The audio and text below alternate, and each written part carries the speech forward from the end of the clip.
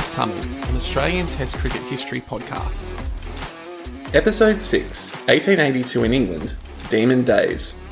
Stumps had barely been drawn on the final test of the 1881-82 summer when the Australian touring side for England boarded their ship to depart on their month-long voyage. The core of the side was battle-hardened from many years of high-level cricket and were experienced in English conditions. Billy Murdoch was once again the captain, joining fellow three-time tourists Jack Blackham, Alec Bannerman, Harry Boyle and Fred Spofforth. They were joined by Tom Horan, Joey Palmer, Percy McDonnell, George Bonner and Tom Garrett, who had all toured England before as well. The newcomers included George Giffen, Sam Jones and Hugh Massey, who had made their test debuts the previous Australian summer. The most unfortunate omission was backup wicketkeeper Affy Jarvis, stuck behind Blackham and Murdoch as wicket-keeping options. McDonnell was so committed to the tour that he had to be carried aboard the ship bearing the cricketers due to being struck down by sunstroke in the final test of the summer. The long trip to England offered the opportunity for a variety of entertainments. The team was banqueted in Melbourne and Adelaide, whilst there were nightly concerts and fancy dress shows put on by the players on board the ship, though one act performed by Murdoch and the tour manager Beale would not have gone down well with Harry Connick Jr. George Bonner, a remarkably strong man, bet a fellow passenger that he could throw a cricket ball over 100 yards on their first day on English soil. He won the wager comfortably with a throw of 104 yards, although it was not his own personal record, which stood at 131 yards. This tour was much better organised than the previous one, with the issues caused by the Sydney riot behind the two cricketing nations. The Australians were a highly sought-after opponent by the county sides, with their ability to draw a crowd and therefore turn a tidy profit the key motivation for the locals. Of the 39 matches played on the tour, 33 would be considered to be a first-class standing. This compared to only 9 games being a first-class on the previous tour in 1880. 4 players ended up taking over 100 first-class wickets on the tour, with Spofforth, Boyle, Palmer and Garrett all achieving the feat, whilst Bannerman, Massey and Murdoch would all top 1,000 runs. Hugh Massey started the tour with a bang. Opening the batting against Oxford University, he smashed a double century in under 3 hours. He dominated the innings so much that he brought up his second century, whilst only 12 runs came at the other end. The Australians would go on to win by 9 wickets after forcing Oxford to follow on. The following match against Sussex saw the Australians post the highest first-class total to that time, 643. 286 of these came from the bat of the captain. The Australians won by an innings, Joey Palmer taking 6 wickets in the second innings, including a hat-trick. It would take 10 weeks into the tour before they first tasted defeat, losing to a Cambridge University side that included 3 English Test cricketers. Following this loss, they went on an undefeated streak that included 14 wins in 19 matches played.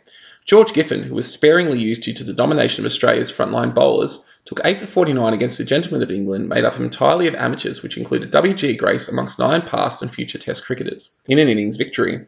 The English players, the name for the professionals, outdid their social betters, however, by defeating the Australians by an innings with a side entirely made up of past and future Test players. Spofforth outdid Giffen with the extraordinary figures of 9 for 51 against Somerset amongst 13 for the match. Wherever they travelled, crowds flocked to witness the exploits of the Australians, with Bonner being a big draw card with his ability to clear the boundaries. Despite their profile and the fact that 4 such matches had taken place during the previous tour of Australia, only one game that would go on to be classed as a Test match was scheduled. This was to take place at the Oval, just as the first Test in England had been in 1880. Lord Harris was the chief selector for the English, and the Australians expected him to lead the side again. However, he didn't select himself, with captaincy being given to Albert Monkey Hornby. Neither was Arthur Shrewsbury selected, who the Australians considered to be the best batsman in England after W.G. The English side did include familiar foes such as George Ulyett, Edmund Peake, Dick Barlow and Bunny Lucas.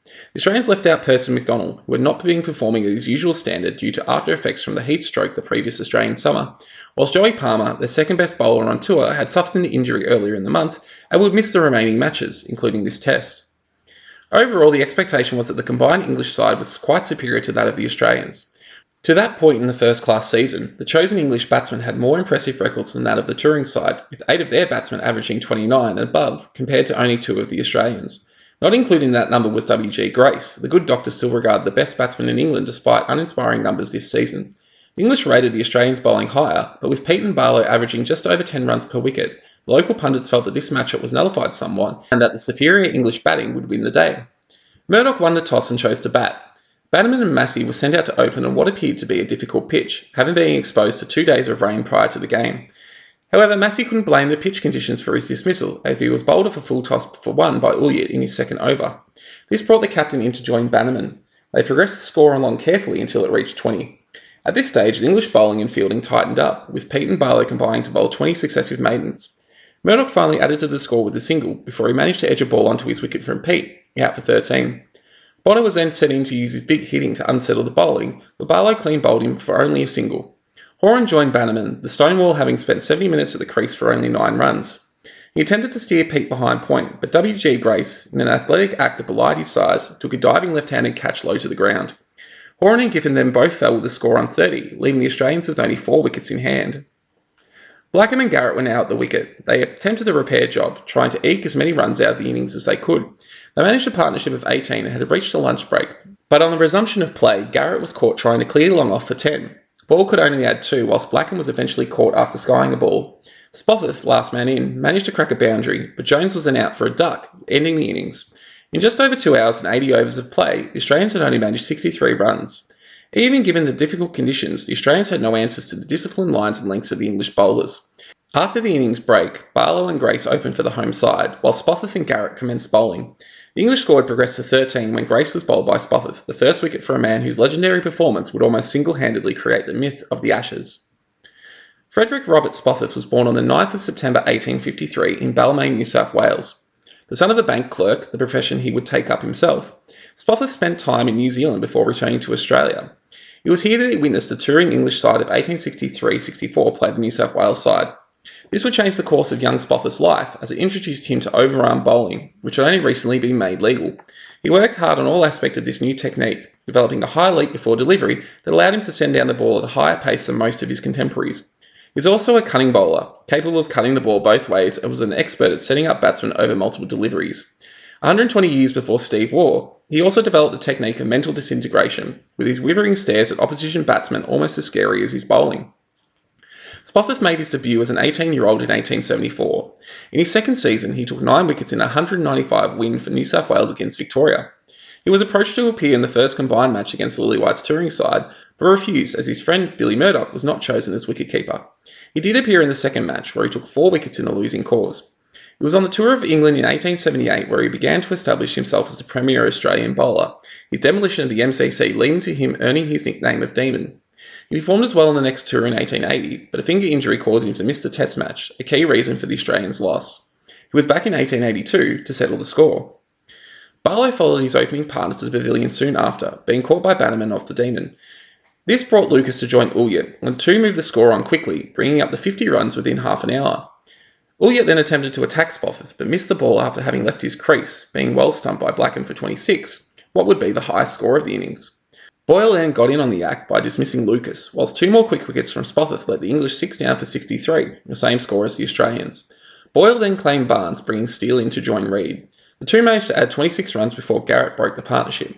Spofforth then claimed the remaining 2 wickets to end the English innings on 101, a lead of 38. The Demon had claimed 7 for 46 in 36.3 overs.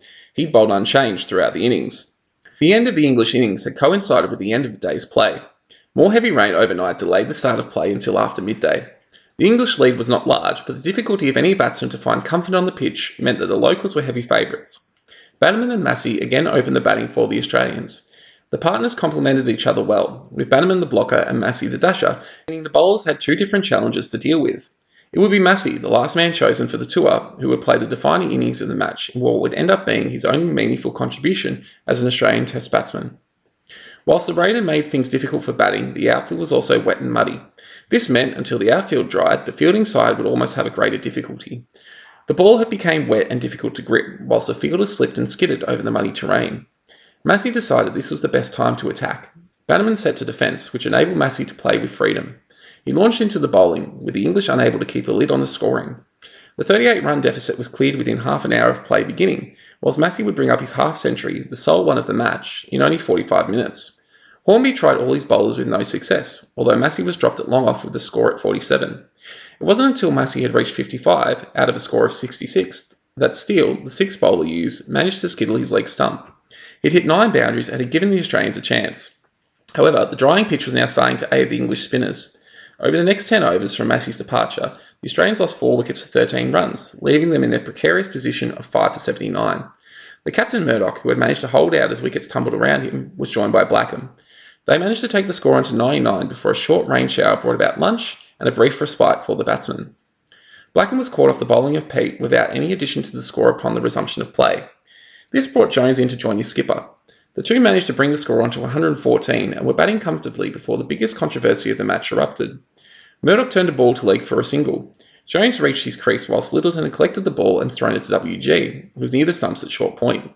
Jones nodded to Grace, then left his crease, ostensibly to do some pitch maintenance, assuming the ball was dead. Grace, however, threw the stumps down and appealed to the umpire, who gave Jones out. Murdoch challenged this decision, but the English did not withdraw their appeal and the aggrieved Jones had to make his way back to the pavilion.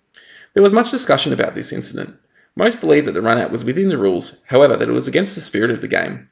One member of the crowd was heard to say that Jones ought to thank the champion for teaching him something. However, the Australians almost to a man felt aggrieved by the actions of Grace. The innings ended up closing soon after. Murdoch was run out much less controversially for 29, with the score at 122, leaving the English with an 85-run target for victory. The anger of the Australian players continued to bubble over the innings break. Spofforth in particular was incensed, with George Giffen later writing that the Demon strode up and down the dressing room like a caged lion, declaring that this thing can be done, and firing up his teammates. By the time the Australians made their way to the middle, it seemed as if they were prepared to die in order to right the injustice they felt had been done to them. 20,000 spectators were in attendance by the commencement of the final innings. The English captain Hornby opened with Grace, as Spofforth waited at the top of his mark. The innings started comfortably for the English, going at a run a minute until Spofforth split Hornby's defences with an off-cutter, scattering the stumps. Barlow made his way to the crease, but received a carbon copy of the ball that dismissed his captain, out for a golden duck. This brought Ulliott in to join Grace with the score at 2 for 15 in front of a deathly silent crowd. The two batsmen held their nerve, batting fluently to put on 36 in just over half an hour. Garrett was replaced by Boyle, but Spofforth, like in the first innings, could not have the ball taken from his hand. The English only required another 34 for victory, but the Demon refused to make it easy. Suddenly Ulliott, who was playing for Spofforth's off-cutter, nicked a straight one behind to Blackham, who took a smart catch. With the third wicket gone, England lost their nerve. In the following over, Boyle managed to get the key wicket, with Grace hitting a catch to Bannerman at mid-off, dismissed for 32. The keeper Littleton joined Lucas at the crease and started with a boundary. However, Spofforth and Boyle then tightened the screws. Runs slowed to a trickle, then stopped completely. The Demon and the Very Devil delivered 12 consecutive maidens, the batsmen grimly defending, but able to penetrate the excellent fielding of the Australians. Spofforth, who had been bowling consistently to Lucas, then conceived a plan. He whispered to Murdoch, who instructed Bannerman to misfield a ball, which swapped the strike. This allowed Spofforth to enact his plan to Littleton and, after another 4 consecutive maidens, managed to bowl his target with another off-cutter. 5 for 66 soon became 7 for 70 as Spofforth struck twice in the same over. There were still 15 runs to get. The crowd were enthralled. The tension and stress amongst them caused many of them to faint. One man had a heart attack and could not be resuscitated. Another man was so nervous he chewed through his umbrella handle. The scorers were writing incorrect names into the score sheet. Lucas, who had witnessed the carnage at the other end, batted resiliently but with not much impact on the scoreboard. The new batsman Barnes hit a 2, then 3 byes were taken. 10 runs to win. Finally, Spofforth got Lucas to play the ball onto his stumps. This brought number 10 Studd to the crease. Studd had twice made centuries against Australian sides, but was so nervous that he'd spent the last few minutes walking around the pavilion with the blanket on his head, unable to watch what was happening. He composed himself enough to see off the last 2 balls of Spofforth's over, the 28th he had bowled consecutively since the start of the innings. His last 11 overs had seen 4 wickets for the cost of only 2 runs. He would not bowl another. Boyle began the 55th over bowling to Barnes. His first ball lifted unexpectedly, striking the batsman on the glove. The ball ballooned to point where Murdoch took a simple catch. 9 down with the number 11 Pete walking to the crease. He had already done his part by taking 8 wickets in the match and would not have expected to be required to bat. Yet here he was, England's final hope. He managed to squeeze 2 from a risky shot to leg off his first ball. The next ball nearly bowled him. Boyle delivered the final ball of the 55th over. Pete looked to launch it over the pavilion, but could only look back as a clatter of stumps ended the match. England had been bowled out for 77, 8 short of victory. Since the fall of Ulliott, they had lost 8 for 26 in 32 overs. The best players that England could offer had been humbled for the first time on home soil. The crowd rushed the ground, lifting up the hero of the match Spofforth and carrying him to the pavilion. He had taken 7 for 44 in the second innings and a combined 14 for 90 in the match. He had bowled unchanged in both innings, and it was his drive that convinced his teammates that they could win. The support he received from Boyle, who allowed the batsman no respite at the other end, and his fielders had greatly contributed to the result as well. The English press struggled to comprehend the defeat, but equally heaped praise on the Australians. Bell's Life said it was no disgrace to lose to such a magnificent 11, whilst Punch praised Spofforth, but equally bemoaned the lack of backbone from the English batsmen. Most famously of all came the mock obituary, published in the Sporting Times 5 days after the match had ended.